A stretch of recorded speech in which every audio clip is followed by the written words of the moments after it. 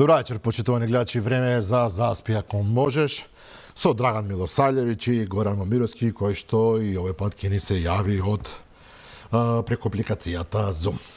Вечерва наш гостин нашиот драг пријател, аналитичар од Блискиот Исток, господинот Раби Седрак. Добра вечер. Добро вечер. Да. За почеток да кажам неколку факти кои што верувам дека најголем дел од вас ги знаат, почитувани гледачи, меѓутоа за тие што еве не знаат. Вечера ќе зборуваме, се разбира, за она што се случува, за трагичните настани на Блискиот Исток, за војната која што веќе трети-четврти ден трае меѓу Израел и исламистичкото движење Хамас. Се започна во саботата наутро, неочекувано за сите, изненадувачки, дури и за израелските тајни служби. Ќе видиме на кој начин тоа изненадување се случило.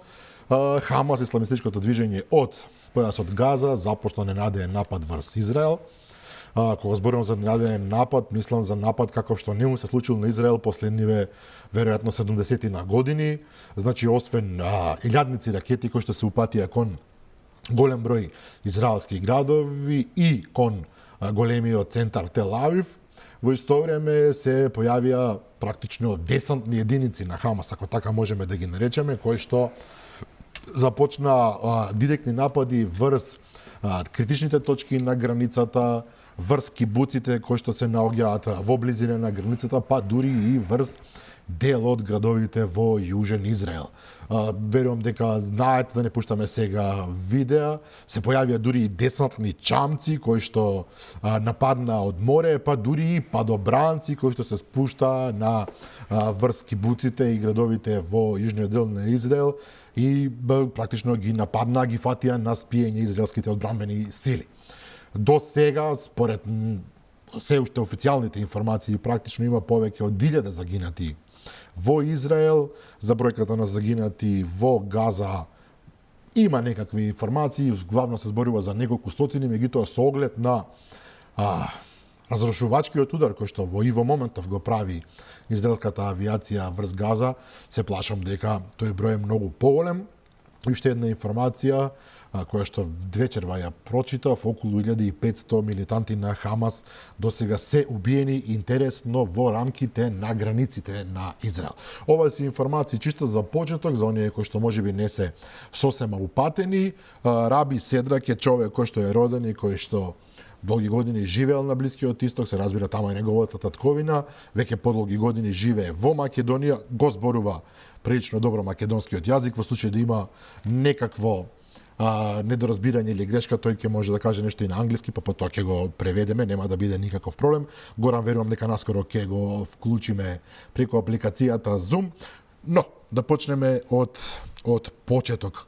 Раби, дали ве изненади вас, како човек кој што долги години ги следи случувањата на Блискиот Исток, интензитетот со кој што Хамас изврши напад врз Израел, како што реков, како што не се случил веројатно од 1948 година? Да, нормално дека изненадува, затоа што интензитетот и големината на како Хамас има направено овој, да кажеме, операција или нападот, не беше очекувано дека ќе биде во толкова интензитет, затоа што Хамас нема и никогаш немала капацитет сама за да може да има доволно, да кажеме, на разузнавачки ниво и на воено ниво, не е на тој ниво да може да оствари или да реализира ваков вид на напад, што тоа нормално е јасно дека има и други држави што има помагато за ова да се случи. Хамас во ова. Инако нормално и природно дека на вид на резистанс или вид на отпор против Израел треба да се очекува дека од време на време има вакво. Разликата дека во минатото цело време беа напади на по да кажеме по-мал калибар од неколку мали групи што влагат без никој да ги премети, излегуваат преку тунелите и влагат во Израел, но денеска гледаме дека има масовно или масивно напад од над 80 пункти во зидот што сепарира Газа од Израел. Како е тоа возможно? Бидејќи многумина веруваат и кај нас дека Израел ја има Мосад, најдобрата или една од најдобрите разузнавачки служби во светот, се работи за држава која што постојано е во војна со своите соседи и која што е постојано на готовс. Значи постојано се на алерт, постојано се во ситуација да очекуваат напад. Меѓутоа им се случува во еден ден напади на 80 локации, речиси без проблем поминати оние гранични линии, речиси без проблем поминати пунктовите кои што се би требало да заштитуваат, убиени многу војници, видовме снимки каде што израелски војници буквално се покосени во првите неколку минути, значи некој би очекувал дека таму би траело отпорот 2 дена, 5 дена, а не за половина час или за 1 час, па дури и да влезат во градови во Јужен Израел. Значи во градови Здерот, ако не се лажаме, еден од нив, каде што влегоа активистите на Хамас и извршија, да бидеме реални, многу злосторство. Да, видите,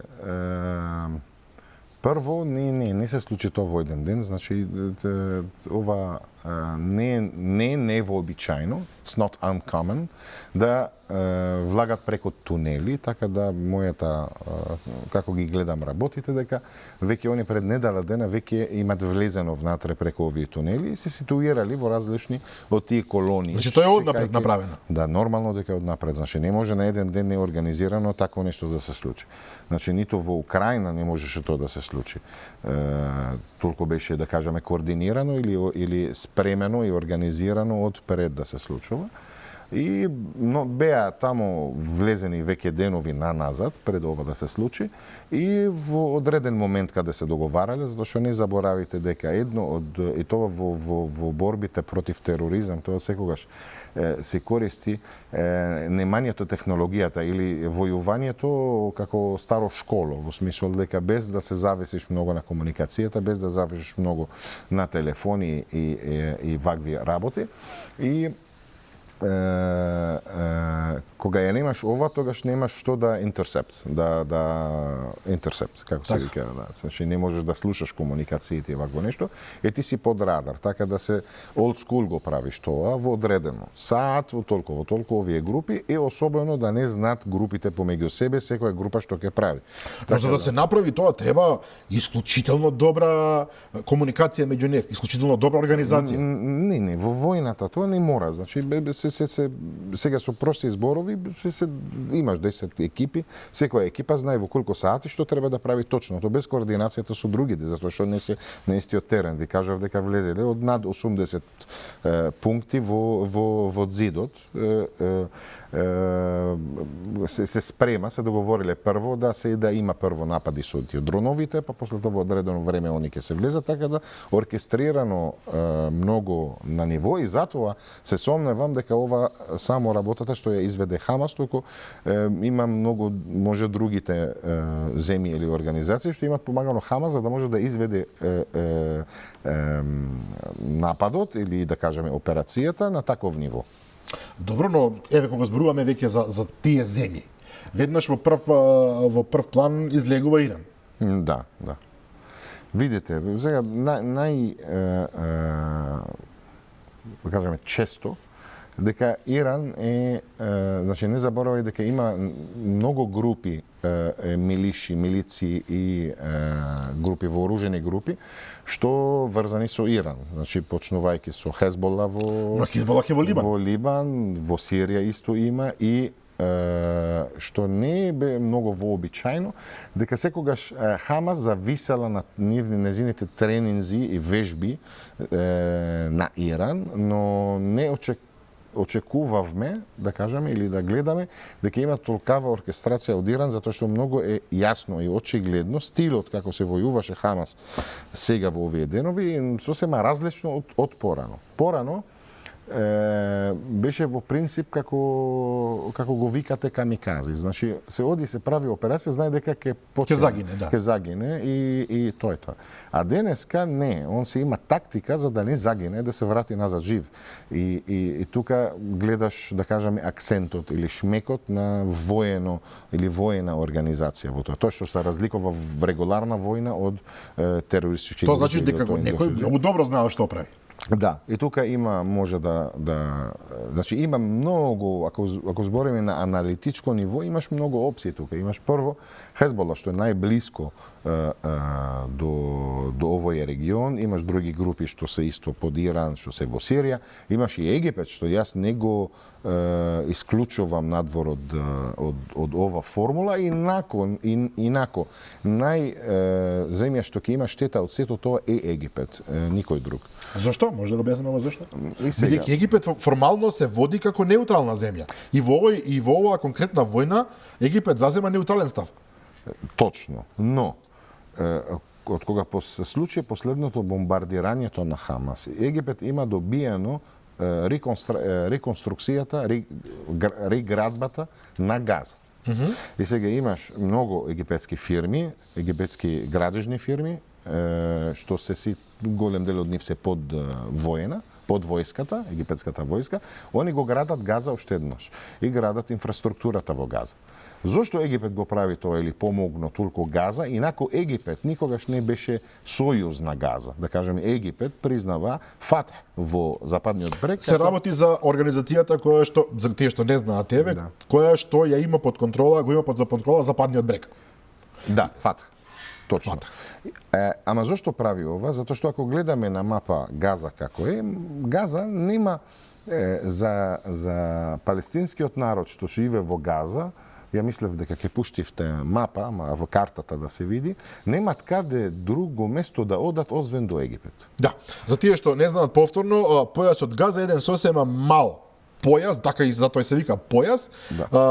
Од едната страна го заплискува морето, од другата страна е практично Израел, да. А од единствениот излез за нив е всушност Египет. Има еден мал коридор таму. И имаше еден обид во 2013 беше водено од Кери, американскиот министер за надворешни работи, да. Што беше сакаше да биде председателот. Државен секретар Џон Кери. Да прави еден дил со владата тогаш во Египет да си дава дел од Синаи за да се преместуваат сите палестинците таму.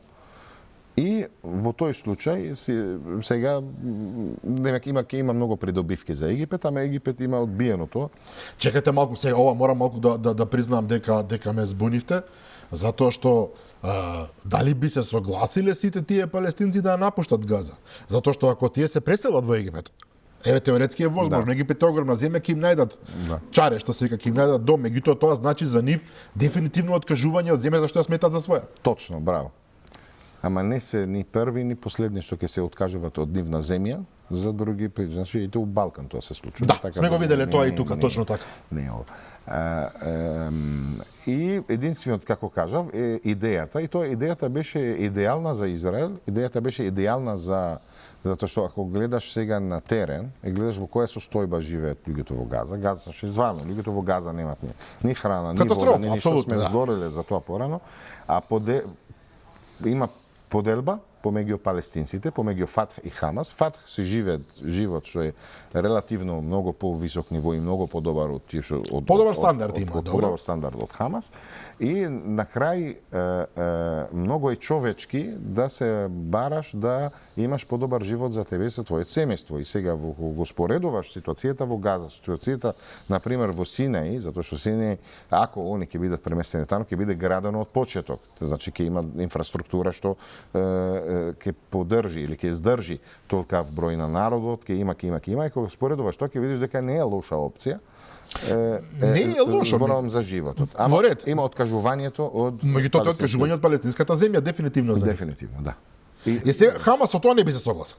Познавајќи ја нивната логика. Ама Хамас, како во секоја држава, имаш десни ориентирани, леви ориентирани. Имаш либерали, значи има делови од народот во Газа што се согласува со вакво нешто, затоа што почнале веќе to pave the way, да се спремат за Да се вакво нешто во подготвува 2011-2012.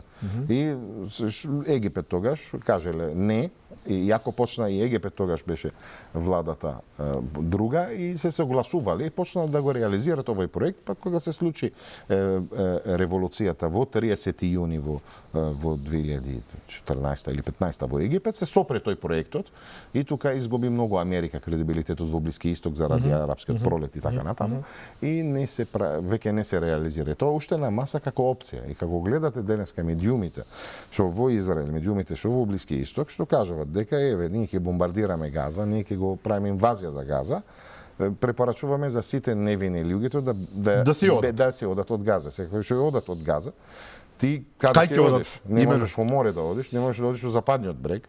Не можеш во Израел воопшто. Не, единствено останува Египет. Египет. Имаш стратешка цел затоа што растојанието помеѓу Газа, помеѓу аеродромот се 75 километри. Нормално дека за било кој воен стратег, да, ќе сака повеќе од 75 километри да има како бафер зон.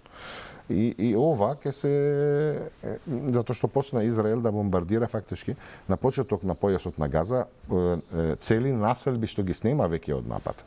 Така да тоа единствено решение би било они да одат во Египет. Тоа што нема да го прифаќаат луѓето во Египет и може да предизвикува нешто што е поголемо и затоа излегува тогаш и кажале дека разузнавачки службите во Египет ги има предупредено Израел да тоа што се случи, тоа беше во Associated Press во вестник. Ова што го зборувате фрла сосема поинако светло на работите, забарем за нас овде кај што не сме доволно информирани, морам да предупредам, вие сте човек што од прва рака ги познава работите таму, за нас ова е сепак малку, барем за најголемиот дел гледачите, малку непозната зона и затоа се обидуваме во случајов да објасниме колку што може. Само да кажам, Горан Момировски го успеав да го добијам, конечно имавме некакви проблеми со сигналот. Горан, поздрав до тебе.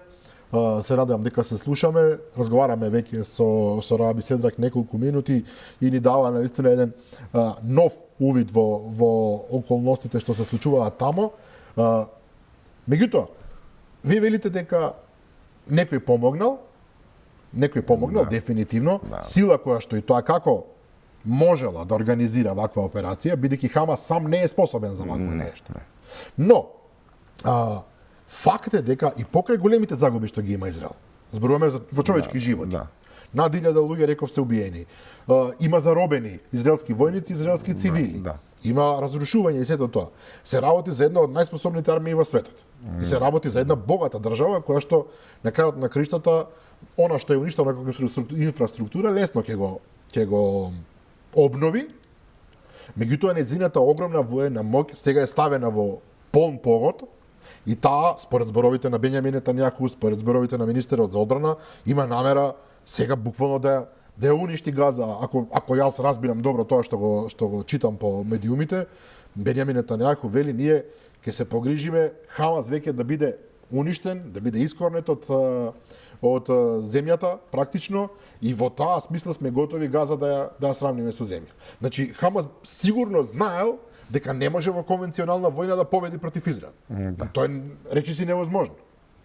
На што се надевале дека ќе се случи некаков можеби се исламски некој порив, па сите ќе тргнат заедно, ќе се вклучат во војната, не знам, Јордан, Иран, можеби Ирак даваше некои организации тамо дава некакви сигнали, Хезболах, се надеваше некој заеднички удар врз Израел или сето тоа беше само така? Не, секако дека он знае пред да влезе во вакво нешто дека последиците ќе бидат многу големи и нема да биде ќе биде тешко да ги истрпи сам. И има исто време надева на многу други работи. Значи, ти имаш 10 работи што треба да се фаќа една по една. А може ли на пример неколку да чуем? Да, ќе ги кажам сите, значи се јасни сите. Значи прво он се надеваше дека Хезбола од Либан ќе се учествува во некакви напади од северниот Либан. А тие сега за сега се задоволија со неколку гранатирања на северен Израел. Да, ама не во било каде. Тоа е прашање, зашто имат бомбардирано 3 места и едно од тие места се фактички местото каде командуваат делот од израелската армија, во место се вика Шабатамо, што се многу битен и важен место. Се надевале дека може би, и тоа може да се случи во наредните денови, дека поддржувачите на Хамас да се вклучуваат од западниот брег, кој до денес нема давано никаква вид од изјава на тоа што се случуваше. Што така многу чудно. Многу чудно. Третото, не заборавиме дека најголемиот победник тука ќе биде Иран. А најголемиот изгубник тука ќе биде Египет. Ви кажав Египет зашто, а Иран во непотпишувањето на договорот помеѓу Саудиска Арабија и Израел. За тие што не знаат, еве само да кажеме, последните неколку години се прават многу силни дипломатски напори за обновување на односите меѓу Саудиска Арабија и Израел, кои што се нарушени, не знам, со децении наназад, и веднаш од после овој напад Саудиска Арабија ги прекина преговорите, ги стави вике адакт. Да. Но исто ќе појача ситуацијата и позицијата на Хамас во западниот брег, затоа што како во последните 2007 Хамас владе во Газа. Да. И Фатх од ПЛО владе во западниот брег. И денеска кога има избори, секогаш Хамас изгуби таму. И сега во последните 3-4 битни настани, кога потпишале договорот помеѓу Израел и Емаратите, помеѓу Израел и Бахрейн, и сега е Саудиска Арабија и Израел, цело време Фатх некако е вклучена, а Хамас не е вклучена. Да. И сега целиот спотлајт сега дојде на Хамас. И сега изгуби Фатх незиниот да кажам кредибилитет кај народот таму. Не би кажал кредибилитет, туку незиниот глоу, незиниот репутација или ниво. И сега целиот светло е на Хамас. И Хамас сега на карта веќе. Така да и покрај сите жртви што ќе ги претрпат палестинците. Да, така да ќе имат многу придобивки од ова што се случи, иако ќе изгубат на ниво на инфраструктура, на се ова, ама веќе ќе бидат under spotlight. Так. Ќе се појават на видео. Ќе се учествуваат сега. Ќе може да се вклучат во преговорите какви и да. Во било што, затоа што до вчера само преговарале Хамас преку разузнавачки служби на Египет. Значи, кога сака Америка да разговара со Хамас или Израел, мора посредно. Да разговара, посредно беше преку разузнавачки служби на Египет. И сега денеска ти не ги вклучиш више службите на Египет, и сега ти си веќе на виделина, и сега ти преговараш. Ова е многу интересно. Тоа значи дека за нив сите жртви се исплатливи ако успеат да го постигнат тоа. Да. Да. Горан, да те вклучиме тебе во дебатата, ти си истражуваш последниве неколку дена, разговараме на темата цело време, па да те вклучиме во приказната. Како оценуваш ти? Добро, са би било малку претенциозно јас да дам некаква оценка за таа ситуација, која што, да видам искрено следам од нападот на логорите Сабира, сега можда малку ги заборавив, Сабра и Шатила, во крајот на 80-тите години, од тогаш, значи кога почнав да читам, од тогаш тоа се логори во Либан кои што беа нападнати, кај што имаше огромен број на жртви, значи го следам ова прилично долго. И тоа навистина е претенциозно да разговараме за тоа што се случи и што ќе се случи во моменти кога гинат огромен број на луѓе од двете страни, во моменти кога два американски носачи на авиони веќе се влезени во заливот, кога не можеме да претпоставиме што ќе стори Иран, кој што да потсетиме има нуклеарно оружје заедно со Израел. Не можеме исто така да претпоставиме како ќе се однесуваат Хамас, но и Хезболах или на југот на Либан. Не знаеме колку оружје имаат и овие, како и повеќе други, да речам, радикални милитантни организации во регионот. Навистина не можеме да дадеме некаква, јас барем не можам да дадам оценка што ќе се случува. Единствено е јасно дека ова војна, веќе слободно може да кажеме, ќе се одвива во наредните години. Денеска сигурно следевте, имаше предупредување од Хамас за израелскиот град Ешкалон. Да. Хамас ги повика, значи луѓето таму, израелците, евреите да се тргнат заради тоа што ќе има ракетен напад. Во исто време израелската влада, не знам дали го зборувавте на почетокот, но мислам дека е важно, израелската влада го извести официјален Каиро, значи го извести Египет дека ќе почнува најмалку 30-дневна сложена војна операција во Газа. Драган, ти кажа што порача израелскиот министер за одбрана, се извинувам, дека Газа веќе нема да биде тоа што е, и тука навистина е интригантна ова изјава на нашиот вечерашен гостин, нешто за што се зборуваше, се пишуваше и претходно во неколку наврати за некаков таен договор помеѓу Израел, дел од палестинските организации и Египет за изградба на некаква нова држава, не може да кажеме, некаква нова територија, некаква нова населба, што ќе ги замени условите што сега ги имаат, кои што не се човечки услови за живење. Во Газа живеја до пред неколку дена 2.330.000 луѓе во навистина невозможни услови. Денеска кои што сега се уште поневозможни. Значи апсолутно, особено затоа што веќе нема вода, нема струја, нема никаква енергија, нема леп, нема каде да се купи, се уриваат згради секојдневно. Последниве 3 дена гледаме и на преку телевизиите. И сега јас би сакал разговоров да го однесеме во тој правец. Раби добро почна, кој што може да добие од оваа криза. Митоа морам да изразам несогласување дека може да добие нешто Хамас или може да добие нешто палестинскиот народ.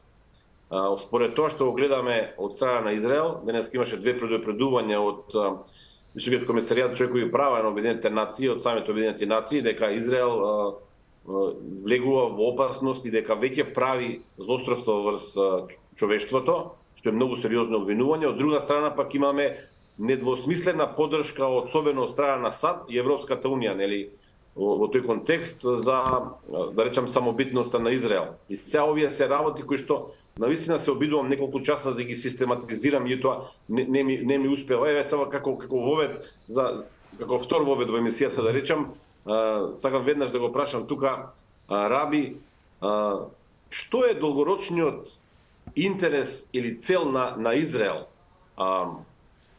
Дали Израел е подготвен за нова арапска војна? Да потсетам само уште една работа, денеска Хамас го најави следниот петок како ден кога ќе се обединат сите арапски организации, зборувам тука за милитантни организации, дека ќе почне тој голем конфликт со Израел за конечно истребување на Израел.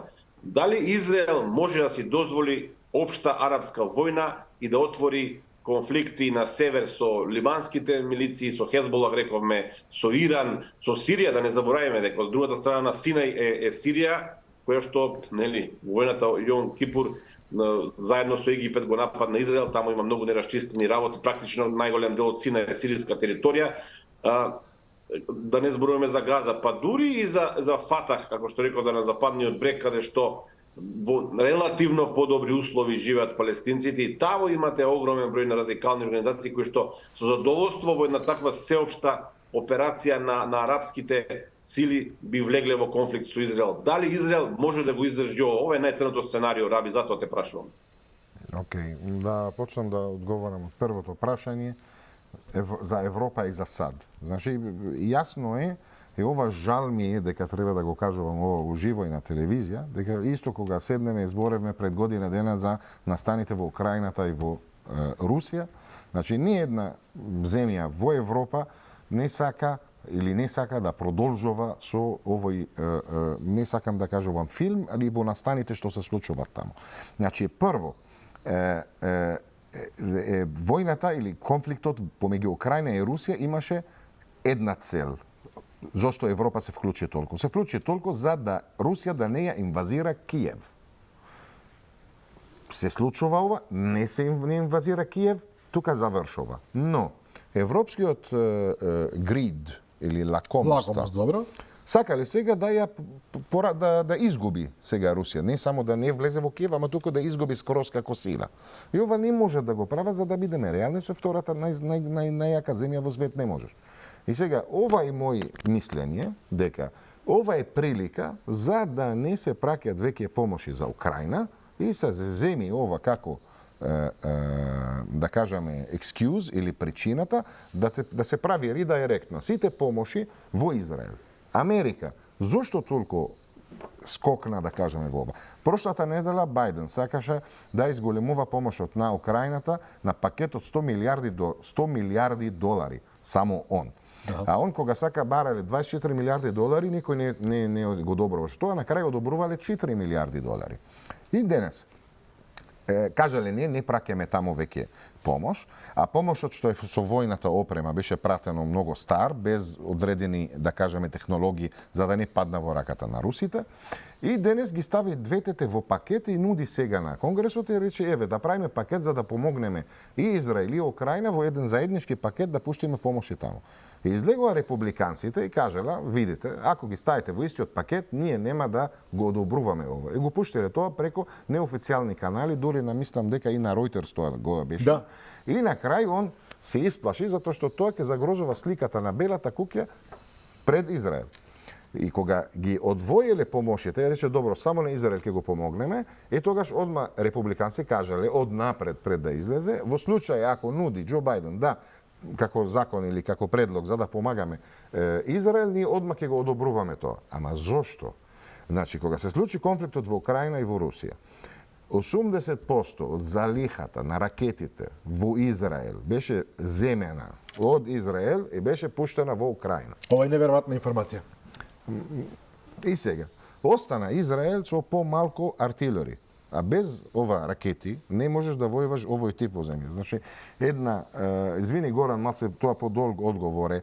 Значи, една од причините зошто изгуби Украината во ова, дека сите вежби и обуки што ги направиле на 60.000 војници, беа сите обуки што се tailor-made на војни што се прават во Блиски Исток. Значи, војниците во Украина со стил на Блиски Исток беа тренирани за да војат против Русија. Што е навистина погрешно затоа што сосема поинакви околности. Ова ја еве на телевизија не би кажал погрешно, би кажал глупо е, затоа што во првата прилика кога влегле тенковите, само 5% од тенковите успееле да поминат the landmines што Русија имат ставено. Минските полиња, 95% беат пукнати. Но сето тоа многу дилетантски делува вие да пуштите тактика и стратегија за војување од Блискиот Исток во сосема поинакви околности. Украина и Русија тоа е сосема нешто друго. Противникот е сосема поинаков, лендскепот, значи земјата е поинака, се е поинако. И плюс нема ни координацијата по видот на опремата што беше пратено таму, затоа што секоја држава пратела тоа што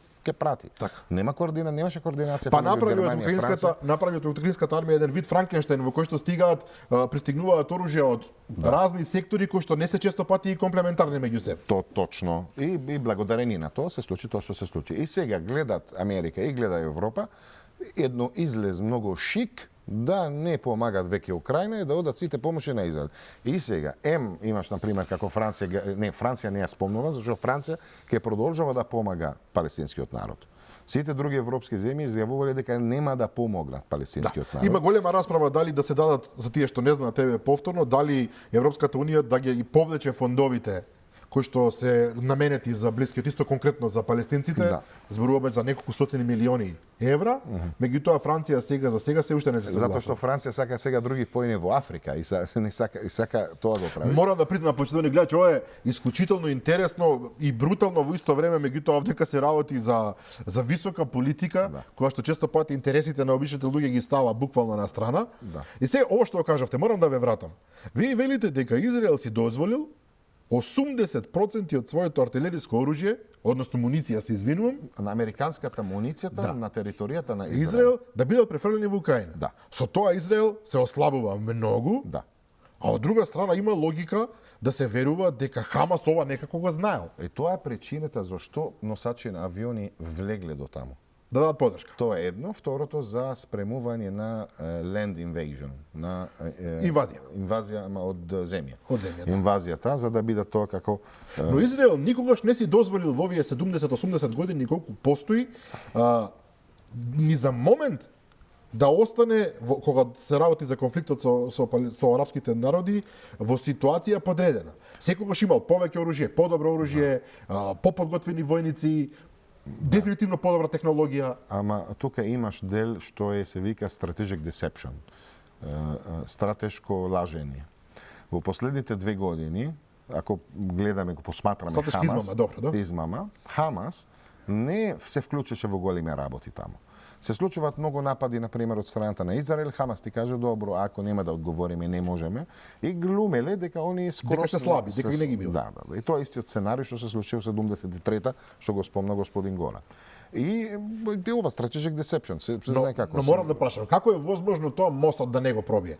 За многумина овде, Мосад е најдобрата тајна служба во светот, која што се има инфилтрирано секаде. Јавна тајна е дека Мосад е инфилтриран и во египетските служби, и во Хамас, во Газа е, и во Западен брег. Како е можно овие работи да не ги знаеле? Ви кажувам, затоа што особено делот на Газа од кога се привлече Израел од 2005 од Газа, веќе немала, да кажеме, технолошката база или логистика што она ја имала порано.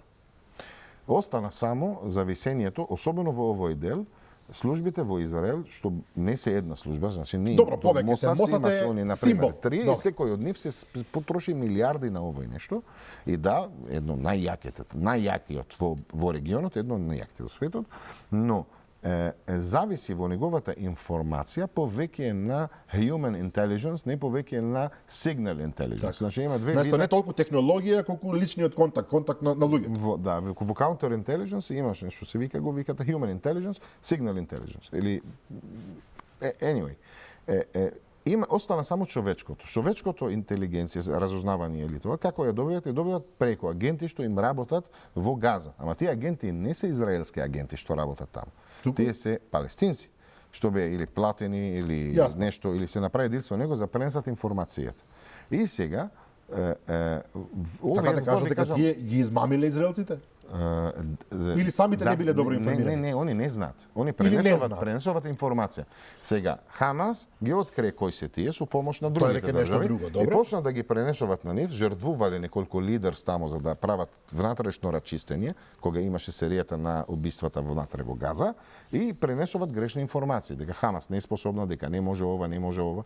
И нормално можеш ти да го лажеш тоа на Израел, ама и заедно со тоа беше Јум Кипур, тоа што се најсвето ден во тамо, плюс на тоа беше повлекувањето на голем дел од израелците трупи од делот на Газа во тој зона до западниот брег и за други причини и генерално беше ситуацијата приликата беше отворена спрема нив и они ја направиле, ама пак ова е нешто што е програмирано и организирано од многу одамна. Од некој, да. И ако ми дозволи малку да се да дополнам само дека пред околу месец и половина неколку од израелските тајни служби, Мосад, нели, Шин Бет, Шабак, како веќе се нарекува на хибру, ги предупредиле лидерите на Израел дека се подготвува, дека има одредени активности кои што не можат да бидат целосно расчистени, што значат дека може да има некакво раздвижување. Од друга страна, и египетската тајна служба на официјален канал го предупредила официјален Ерусалим, се да речам Тел Авив, нели, дека нешто се случува и дека нешто многу страшно може да се случи во Газа, особено во поглед на Хамас. Така што навистина, повторно ќе речам, многу е тешко да се предпостави, ние немаме пристап до тие извори, зошто владата на Бенџамин Нетањаху не само што не ги слушнала своите тајни служби и египетската тајна служба со која што има соработка, туку не слушала и други извори кои што покажувале дека, например, во голем дел од работата на тајните служби на највисоко ниво на владата, например, во Израел подолго време не се консултираат луѓето кои што не важат за така наречени јастреби, луѓе кои што се залагаат за мирен, на некаков поумерен начин на разрешување на кризата, нели, на Израел со Хамас и со сите останати во регионот. Така што точно е ова војна на измамување, да речам, на погрешни информации и пренесување се случува постојано и тоа е навистина неверојатно. Вие најдобро чуваниот дел на светот со тој зид покрај Газа, каде што освен тоа што има страшна технологија, сателитско наблюдување, термални камери и така натаму, имате огромен број на луѓе во тој регион, да воопшто да не забележат дека нешто се случува на 100-200 метри од нив или на 2-3 километри од нив, што тамо се движеле огромен број нели на возила, да не забележат дека во воздухот се движат електрични падобрани или како ги нарекувате моторни падобрани. Нешто што на вистина за нас е шокантно дека технолошки најмодерната армија на светот, израелската, не можела да го види. Нешто тука мора да има, но ние навистина не можеме да кажеме што е тоа. Видите, да, во право сте. Сами сите во Израел се чудат како тоа може да се случи, ама не е прв пат и во секоја и најјаката државата на свет тоа се случува во врска со предупредување. И Америка беше предупредувана 3 или 4 пати за 9/11, за 11 септември и од Израел и од Египет, и ги има игнорирано тие предупредувања за во Израел нормално можеш ова што спомнав, значи имаше промени внатре, преместување на трупс од едно место на друго, веќе не зависување многу на технологијата, зависат многу на human intelligence, што почна да пренесуваат грешни информации, а дека другите држави не се преметеле, Египет вели дека премети има предупредувано ова, ама пак кажувам дека ова сите сигнали покажуваат дека Иран е позади тоа, затоа што нема ниту една друга земја што може да го прави тоа, да кажам, во рамката на ова, освен Иран. Тоа значи дека некако успеале да се спојат многу елементи, и тоа на прилично, може би и случајно, меѓутоа многу ефектен начин, за да се дојде во оваа ситуација во која што Хамас наметна пресинг и предност во целата приказна. Да. Сега, Израел од една страна некој велат дека делуваше неподготвено, од друга страна она што мене ме импресионираше, за само 2 или 3 дена Израел успеа да мобилизира 360.000 војници. Да. Како е возможно тоа? Јас ако не се лажам, русите им требаше 6 или 8 месеци за да мобилизираат 300.000 војници. Израел тоа го направи за 2 дена. Тоа е огромна маса на луѓе, дури негде читав денеска дека Израел праќа авиони на секаде по Европа да ги собира оние платени војници или како се нарекуваат, кои што се на одмор, кои што се кај семејства и така натаму, и ги носи веднаш во Израел. Тоа е една врвна организација. Ова организацијата, ово го збореме многу пати, што значи задолжителна армија и што значи да има ред, што значи сите да Но ефектот е неверојатен. Да, сега логистика ја имаш. Ти кога градиш државата, кога имаш прилика да учествуваш во градењето на држава и земаш во предвид сите овие работи, значи предностите на Израел се многу. Не можеме сите да ги кажуваме денес. Значи од делот на разузнавање зошто они се јаки, затоа што се имат. Они може да стават Израел може да стават човек во секоја држава, во секоја улица што ќе личи на луѓето што се во таа улица. Така да ќе најдат некој од Македонија, од Србија, од Франција, од Италија, ќе го најдат и ќе го стават. Тоа е една победничка точка. Нивна, иако сега почна да се ослабува заради нема веќе да кажеме мигранти од овие држави што одат во Израел. Но ја имат логистиката, ја имат начин како тоа да се имплементира и многу не се чудам како може и 400.000 и сите 500.000 може сите да ги соберат за 72 сати, така да не е чудно во секоја држава како Израел е многу реално тоа да се случи. Русија е друга приказна. Мене што ми загрижува сега друго, затоа што на пример, тоа што ви кажав на почеток, дека тука Иран стои позади тоа, ама кој сега ги има помагато нив, дали се Хезбола, дали се групите што се под Иран во Сирија, дали од Египет, не се знае уште, ама може ќе се знае тоа, ама со работката што почна Иран да ја има со земите од Блиски Исток, затоа што денеска гледаме дека приближување во верските помеѓу Иран и Саудиска Арабија, што до неодамна беше неверојатно, да. Иран и Египет. И ова од една страна да кажеме заканува малце или загрижувајќи за Израел тука, затоа што единствена земја што има ракети што може да стигна до Израел е Иран. Да. Добро, но ова Горан што го рече, да се вратиме уште еднашка на тоа. Горан рече дали е возможно, бидејќи искрено не верувам дека земите како држави, се не знам, Саудиска Арабија, Иран, Египет заедно да тргнат во војна во Израел, мислам дека тоа време е поминато. Меѓутоа, барем оние милитантни организации кои што ги има насекаде во овие држави, би можеле ли во еден момент да се обединат до таа мера против заедничкиот неприятел како што го гледаат Израел сите и заедно да се обидат да направат нешто големо?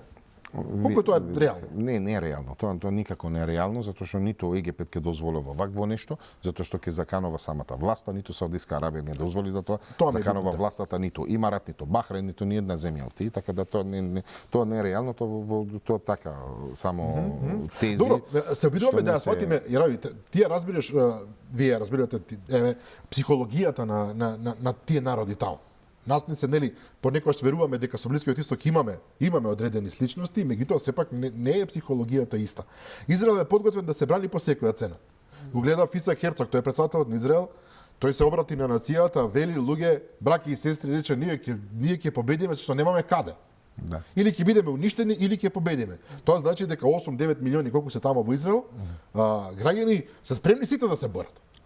Од друга страна, тие се обкружени со многу повеќе милиони арапски граѓани кои што не ги сакаат, објективно Израел не е сакан таму.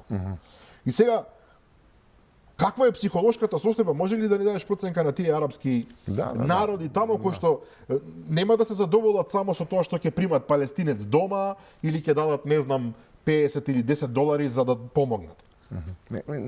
Пак, значи сами народи да се мразат. Значи нема да и сега омразата или да кажеме не е љубов што го имаат на пример помеѓу египетскиот народ и израелскиот народ. Не е љубов, еве убаво рече. Не е љубов, тоа е нешто што време на фараоните, така да те не е нешто предизвикано да кажеме од нешто религиозно или не. А останатите земји да предизвикано од религиозна работа, затоа што кај во исламската вера има најголемиот символ што го има таму е во Јерусалим, И денес сега имаше многу власта во Израел што третираше овој свето место како свето место и не одат тамо ни да напаѓаат ни направат. Има одредени други власти што одат и провоцират ваго. И сега, јас, иако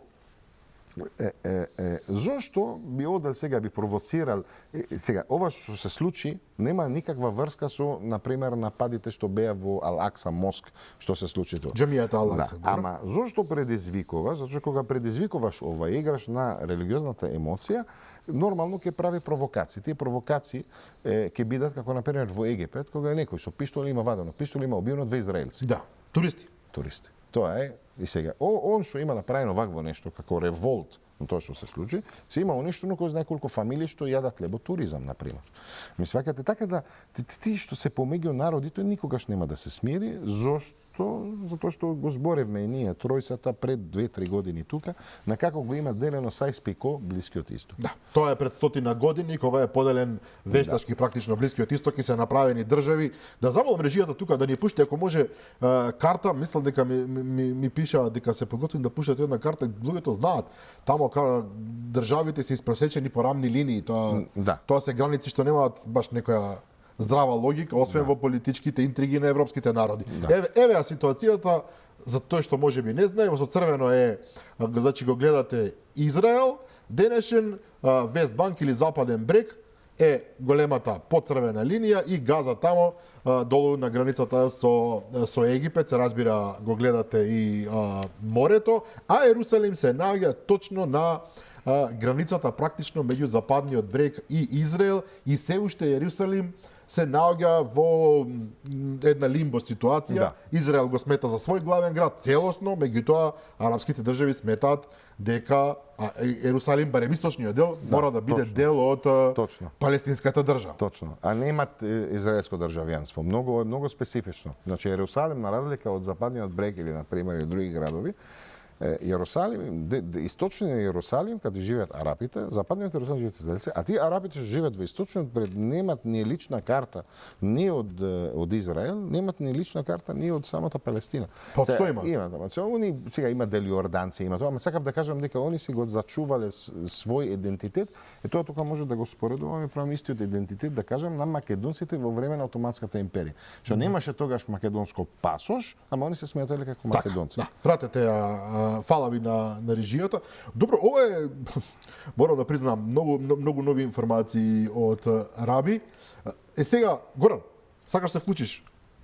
Искрено, толку брзо ни поминува времето во оваа емисија, се плашам дека нема да стигнеме да кажеме се што сакаме.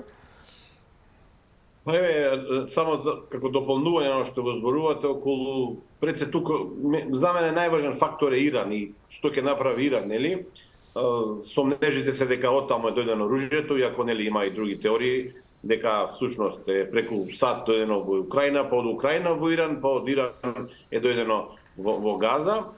Интересно е што денеска во два наврати пред светската јавност се појави така наречениот Саприм лидер, врховен лидер, нели верски лидер Ајатолахот Камнеи. Тој е нели првиот човек на Иран кој што вообичаено не излегува за политички работи, за дипломатски работи. Денеска негираше дека Иран стои зад нападите на Хамас, што е вака многу интересно, негираше, а вечерва и упати еден твит, и тоа на еврејски на јазик, на хеврејски јазик, и тоа на лош, велат коментаторите нели на оваа појава, на лош хеврејски јазик, е што вели дека им се обраќа на израелците и вели дека вие си го донесовте овој проблем на себе, практично сега е некаков превод правам овде. За мене, повторно ќе речам, централна улога тука има Иран и како ќе се однесува Иран. Овде се надевам дека во вториот дел од емисијата по рекламите ќе разговараме малку повеќе и за последиците по економијата не само на регионот, туку на целиот свет.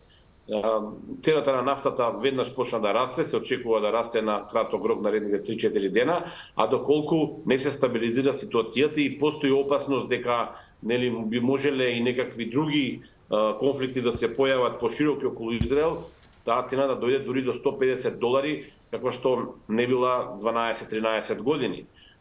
Тука Иран се разбира има своји математики, на Иран му одговара да има нестабилност, како извозник на нафта, нели еден од најголемите, и затоа веламе многу интересно се следи што се случува во официјален Техеран, а во исто време па за мене е многу интересно што засега прилично се мирни и официјален Лондон и официјален Париз. Луѓето кои што Драган индиректно добро забележа ги исцртаа тие прави, но сепак криви погрешни линии каде што се поделени огромен број на народи, на племиња, сунити, шиити и така натаму, тука араби се разбира повеќе ги познаваат тие работи. Еве нека биде тоа вовед во финалниот дел од првиот дел од емисијата. Еднашка многу воведи денеска, но мора да признаеме дека и ние сме под сериозни импресии на ова што се случува. Така. Раби, можем да го префолирам, Горан, ќе морам повторно да го вклучам за кратко. Може да го преформирам прашањето на Горан. Иран има политички, веројатно, ќар, корист од оваа работа, меѓутоа да не забораваме дека Соединетите американски држави меѓу другото и затоа пратија носач на авиони во Да, ама има приказано, да, малце порано, кога платиле $6 милиарди за 5 hostages. Како се викаат hostages? Hostages се офмари, се мене не ми доаѓа. Кога ќе напираш некој го задржуваш, сега има $6 милиарди имат платено за Иран. Значи, САД платиш $6 милиарди на Иран. Денеска јавноста во Израел кажува дека тие $6 милиарди што беа дадени на Иран, беа некако учествували Иран со тие пари за Хамас, за да може Хамас да прави овој напад. Сега и јас како го гледам пак лично, гледам дека во тоа што се случи, Бајден ќе изгуби изборите, нема да доби пак. Зеленски ќе исто изгуби и ќе се заврши. Заложници се викаат. Заложници. Значи, ова ќе, да кажеме, ќе задвори фајлот на Украина и Русија, затоа што веќе нема да има помош. Кога кажуваме дека Германија нема веќе да праќа пари, на пример, да помогнат палестинците, или ќе помага Израел во нешто или друга држава од Европа, е тоа заради има друг трошок за војната во Украина. Значи, тие помошите не само одат за како војна опрема и така, ти имаш и мигрантите, како се викаат refugees. Бегаците, тоа ти треба да јадат, да спијат, да тоа. Така сите тие трошоци ќе дојде крај на фајлот Украина и Русија, ќе се заврши тоа со Бајден, ќе се Натањаху завршува неговата кариера нормално, затоа што последен пат што се случи тоа во Израел беше во 6 октомври 73 со Египет. Тоа беше Голда Мајер, да. И сега вие велите дека завршува кариерата на Бенјамин Нетањаху. Да. Меѓутоа, ако тој сега успее теоретски да издвојува некоја голема победа, тоа ќе му даде кредит за нова победа. И затоа он повикува да се прави, како се вика на национален спас. Тоа веќе и денеска го прават во Израел. Да, но он е единствен премиер што не беше поканет во Америка да дојде, да оди. Значи единствен премиер за Израел што не е отишол во посета на Америка кога доби позицијата. Не Ова е беше, интересна дипломатска порака. никогаш не беше во Америка.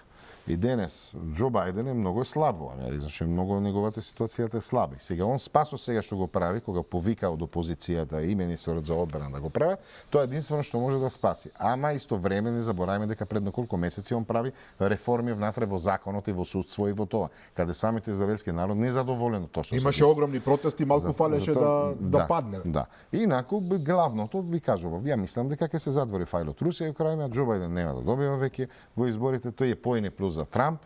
Тука републиканците они поддржуваат помошно, нема да дозволат Израел да падна. И Иран, он ќе плати цела сметка. И сега, тука може би малку срамежливо се појави еден обид, меѓутоа некако потоа го снема од светските медиуми. Мислам дека од Зеленски излезе таа приказна, меѓутоа не ме фаќајте за збор, еден срамежлив обид да се прикаже дека Иран да, меѓутоа целата игра од горе ја координира всушност Русија. Видите, тоа може сега, такви тези може да ставиме ние секој ден да ставиме нешто. Така да можеш да мислиш дека Египет го има направено ова за да притиска на пример против така се вика браникот за вода што го прават во Етиопија, што ќе загрозува food safety во Египет. Значи Да. има многу приказни вака може да се кажува, а самиот Зеленски он се излезе и сега ја видите, значи ја ги почитувам сите, ама има одредени да кажеме изјави што не можеш ти да излезеш да ги кажеш, еве ние сме спремни да помагаме Израел. Па сега ако можеш да се помагаш, за себе прво да се помагаш, па после одиш да помагаш Израел. И сега Но јас се обидувам овдека да направам таа конотација.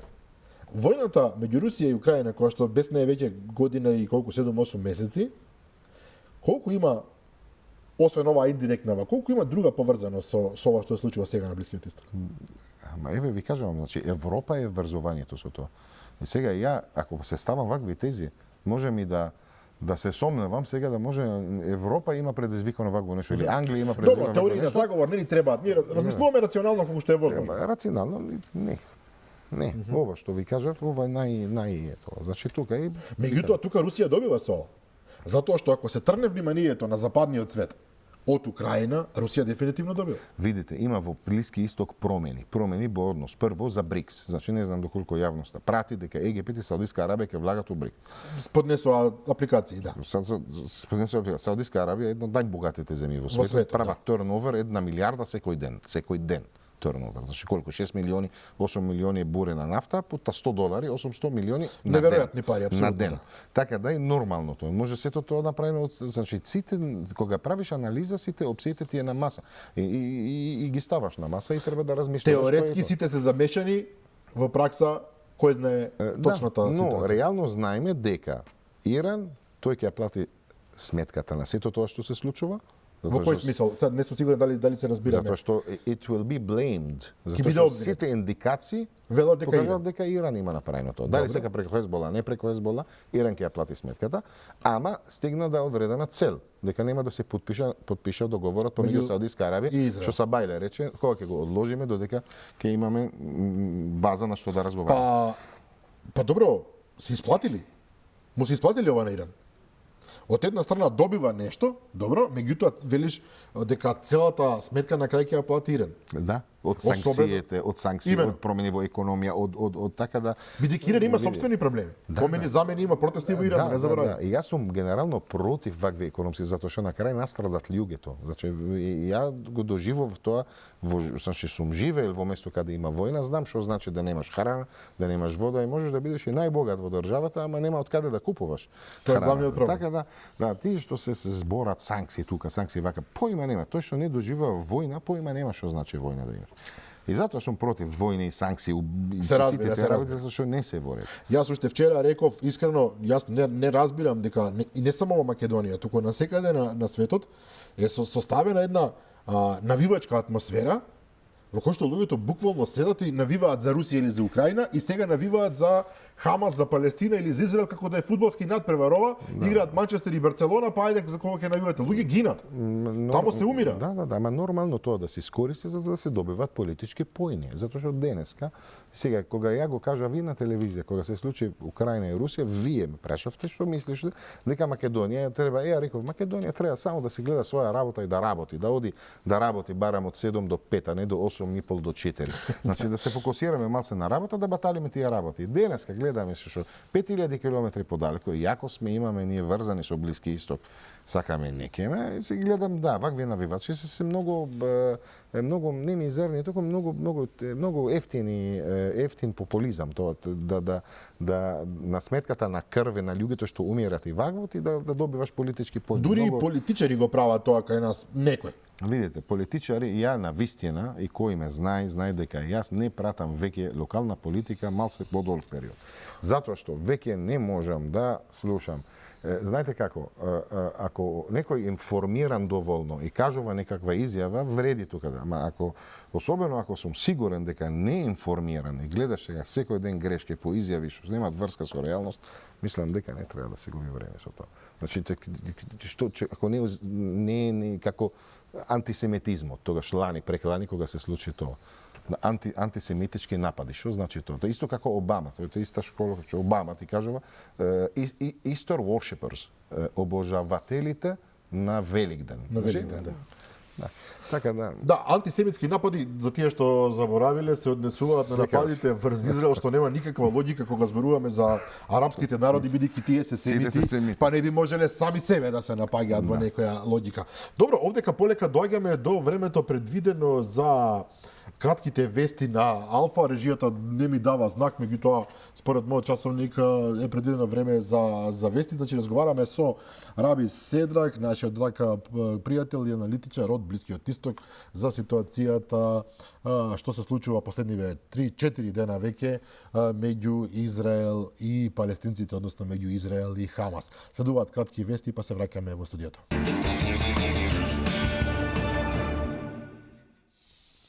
Да, ги погледнавте кратките вести на Алфа, главно вести од Македонија, а ние продолжуваме со нашиот драг пријател Раби Седрак, аналитичар со потекло од Блискиот Исток, со кој што разговараме за случувањата меѓу Израел и Хамас, немирите настани таму кои што предизвикуваат огромен број на жртви, меѓутоа влијаат и тоа како на еден куп други настани низ светот. Мислам дека колку што е возможно доловуваме една објективна слика за она што се случува. Горан, како во најавата за вториот дел од емисијата, посака практично да зборуваме за економските последици од ова што деноеве го гледаме на медиумите и можеби еве Горан веднаш ќе ти дадам збор околу економскиот аспект на работите. Добро, споменавме малку околу опасноста до барел од нафта да дојде до $150, што ќе може да предизвика сериозна енергетска криза, па и финансиска криза на веќе оптоврениот пазар. Америка не толку многу, но Европската унија сериозно може да биде погодена. Но овде е интересно е овој контекст да споменеме што се случува на пазарот, да речем, на комуникациите или можеби на медиумите во поширока смисла. Имено, една од причините зошто израелските безбедностни служби не успеале да ги пресретнат, да ги видат операциите што долго време се подготвувале од страна на Хамас, е наводната употреба на кинеските телефони од марката Huawei. Тоа го зборуваат и британски и германски експерти, извори во Израел се разбира исто така го кажуваат, што може да има силни импликации на светскиот пазар на мобилни телефони. Huawei е прилично сериозна фирма, сериозен играч на овој пазар и тука може да се случи да Huawei можеби во иднина и биде недостапен за дел од потрошувачите на богатиот западен пазар, како што на времето тоа беше со телефонот BlackBerry, кој што имаше таква декрипција што не можеше никој да ги пробие тие канали преку кои што честопати комуницира и терористите. Сега овде се случува токму тоа. Во исто време, кога сме кај социјалните мрежи, собственикот на социјалната мрежа Телеграм, да кажам, или комуникацијска мрежа Телеграм, апликација Телеграм позната за обичниот свет, Павел Дуров добил барање од израелските власти да ги укине каналите каде што се каде што комуницирале членовите на Хамас, на исламски джихад и неколку други палестински фракции. Тој засега ја го одбива ова барање на Израел, пошто е известно дека и Телеграм најверојатно може да биде забранет во Израел, но и во некои други земји партнери на Израел.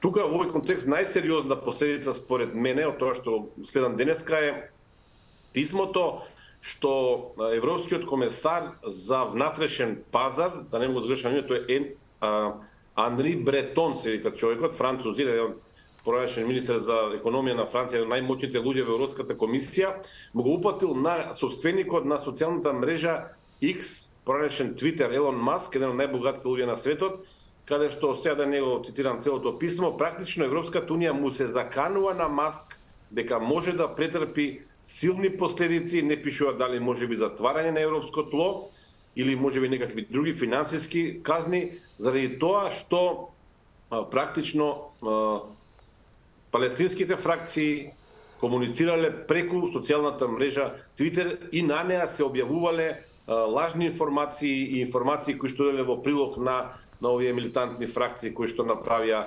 страшен тероризам во Израел. Како ќе одговори Илон Маск, за сега нема најава, ова се случи практично пред неколку часа, има рок од 24 часа, еден од најбогатите тројца луѓе на светот да одговори.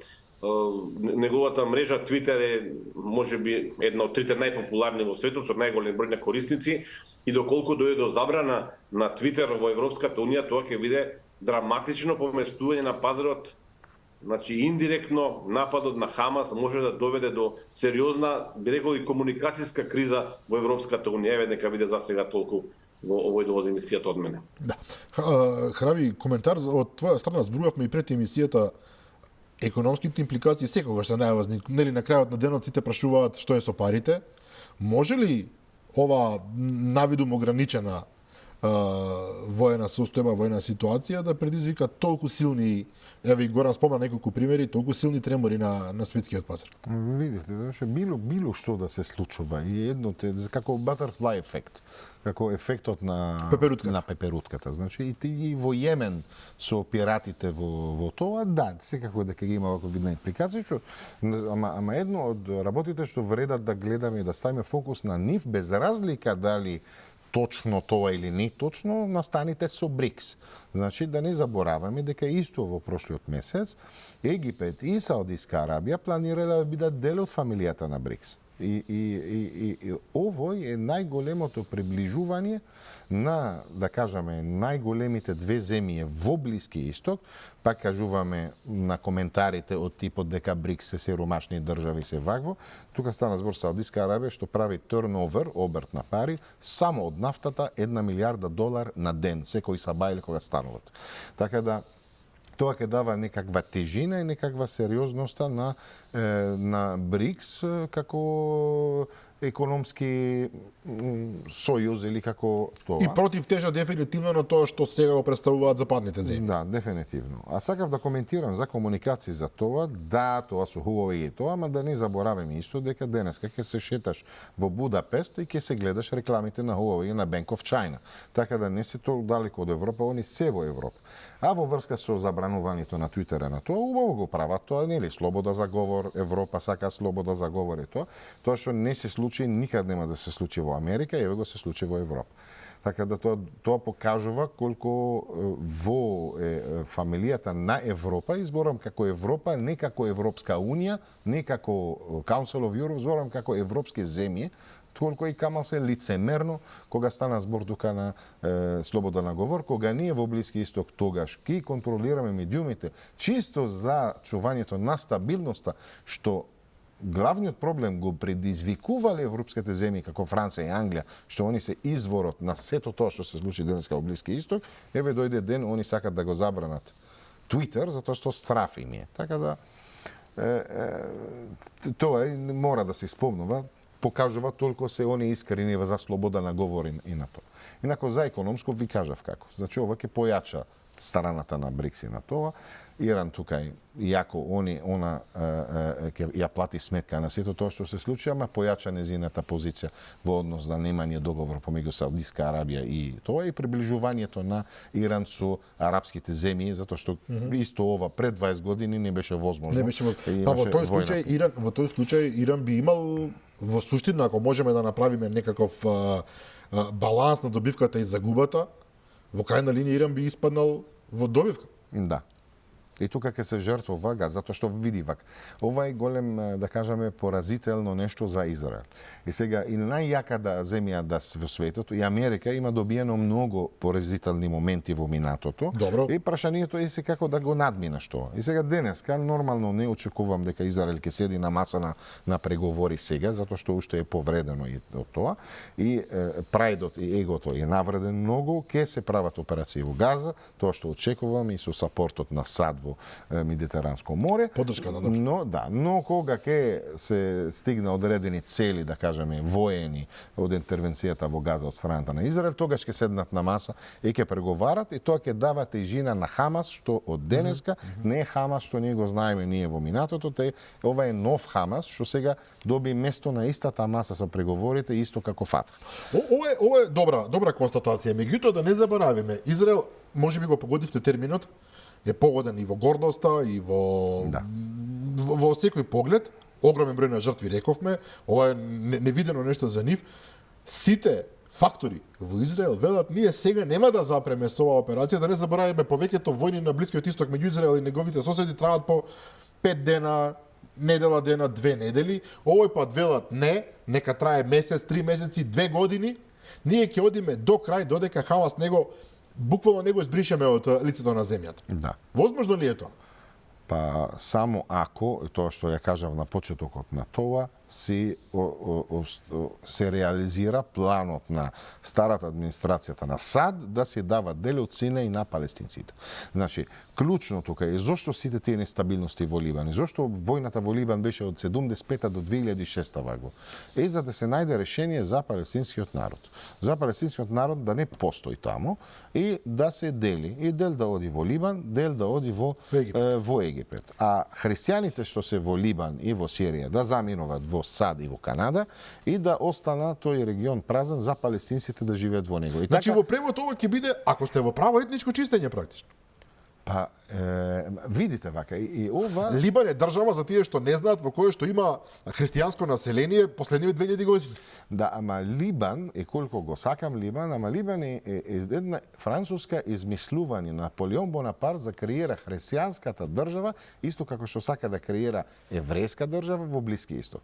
Значи, ови се историски факти и сме ги збореле. Добро, но луѓето се тамо. Да направиме една паралела со Нагорно Карабах. Сега ерменците заминаа од територијата на која што живеат последниве 2000 години.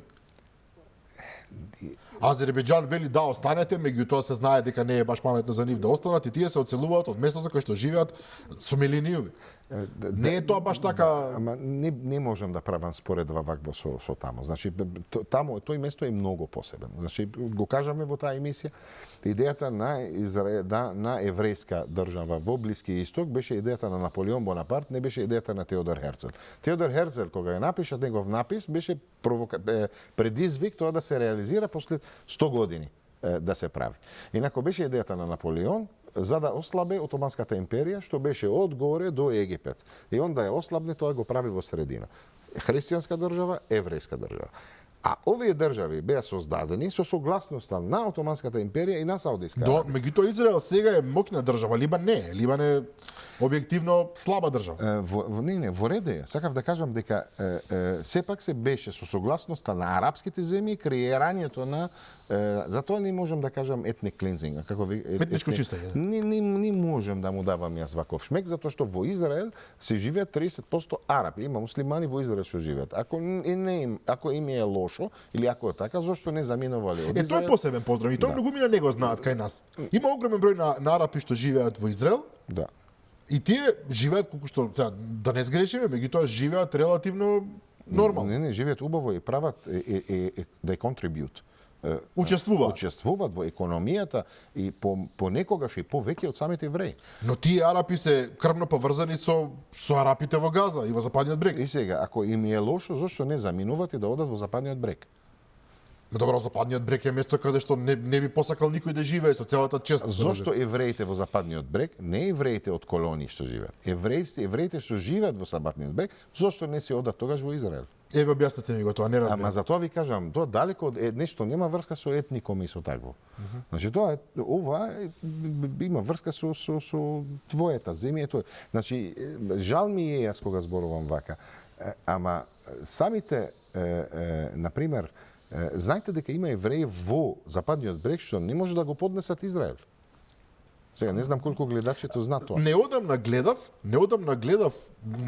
пред 2 дена гледав еден свештеник, да не сгрешам сега, еврејски, ортодоксен, кој што вели, па ние сме за Палестина. Ние сме за слободна Палестина, еврејството вели не е нација, тоа е религија. Да. Евреј може да биде и бел, и црн човек, и од вамо, и од тамо, а ова е ционизам, да, точно, кој што се обидува да создаде етничка држава на штета на палестинскиот народ. Ние многу работи не знаеме, мислиме дека евреите се целосно, нели, во симбиоза едни со други целосно, меѓутоа изгледа дека не е баш така. Не е така, затоа кажувам дека во Палестина има христијани, муслимани и евреи, во Израел има христијани, муслимани и евреи. И во арапските земји има земји што го сакат Израел, има бизниси се прават со Израел. Значи така да не е толку што ние гледаме и толку што медиумите ни го пренесуваат тоа за да ние формираме одреден мислените таму. Значи пак работата е сега и десно, лево, либерал, не либерал, и тие се работите што ги разделат народ, не е религијата, не е верата. Така да не е така како ништо. Горан, доаѓаме сосема до крајот на емисијата, може да кажам дека заклучивме, мислам дека после оваа емисија ќе заклучиме дека знаеме помалку колку што мислевме. Дефинитивно. И немаме илузија дека знаеме многу, но тоа што го знаеме е фер да го споделиме со нашите гледачи. Да видам, искрен добив 20 на пораки во текот на емисијата, дека ова е една од најдобрите емисии, што не се согласувам, меѓутоа е фала на сите што се ова. На крајот само за емисијава една непозната која што не ја споменавме во текот на емисијата, барем тој дел каде што јас го слушав, а тоа е Сирија. Сирија со сите своји комплицирани односи таму, американски трупи, руска база, исламски радикални елементи против владата на сирискиот претседател Асад и така натаму. Раби, сакам да го прашам дали можеби Сирија, го прашувам заради тоа што пред неколку минути дојде вест од таму дека израелските власти јавуваат за артилериски напади од сириска страна, се уште нема информации дали се тоа владините сили или можеби некоја милитантна исламистичка фракција, но Раби, сакам да го прашам дали е можно Сирија да влезе во конфликтот во Израел, иако распарчена и разурната од повеќе од една деценија војни, не знам колку би можела да направи нешто повеќе со Израел. Значи, пак кажувам, јас не сум тука да обвинувам или да ставам прст на некој, што правиме анализа реално. И сега денеска рековме реално дека најорганизирани групите што вооружени таму се групите што се под влијанието на Иран, како Хезбола во Либан и како уште 2 групи што се во Сирија. Така да не го елиминирам тоа можност дека може да имат напади од Сирија, но го оставам во истото категорија како Фатх што сме зборували. До сега нема коментирано ништо и Фатх во Западниот брег. Така да ќе чекаме и ќе видиме како ќе биде, затоа што или знаете како Египет кога војуваше имаше цел да го земе Синај. Украина кога војуваше имаше одреден цел за да ја запре Русијата. Ние тука немаме цел. Никој не излегуваше и каже цел на нашата акција е тоа. И така да се дојде на природниот, да кажеме, цел на секој палестинец е да ја врати неговата земјишта. И ова одвара тие 2 можностите, поддржувачите на Хамас да влезат од страната на Западниот брег и групите што се во Сирија, што влезат. Може официјалните војска во Сирија нема да може да војува, ама верувај дека на територијата на Сирија, на територијата на Либан има милици вооружени што се вооружени 10 пати поголеми од Хамас. Така да не го елиминирам како можност, инако јас се надевам да не се ескалира повеќе, затоа што на крај невини луѓе умират без везе, за ништо.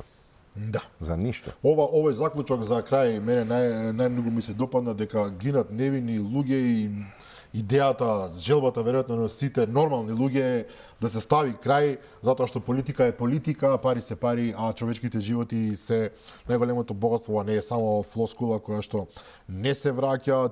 Искрено еве посакуваме да дојде што побрзо до мир таму, исто како и меѓу Русија и Украина. Горан, ти благодарам за вклучувањето денеска. Морам да те признам, поинформиран си за овие случувања толку што јас очекував, иако ги следиш многу долго, а сепак позитивно ме изненади, ако може така да кажам. Раби Седрак, наистина мислам дека и тоа како ни доближи дел од сцената која што се случува таму. Се надевам дека ќе имаме повторно прилика со тебе да разговараме. Не се надевам, туку сум сигурен во тоа. Фала ви многу.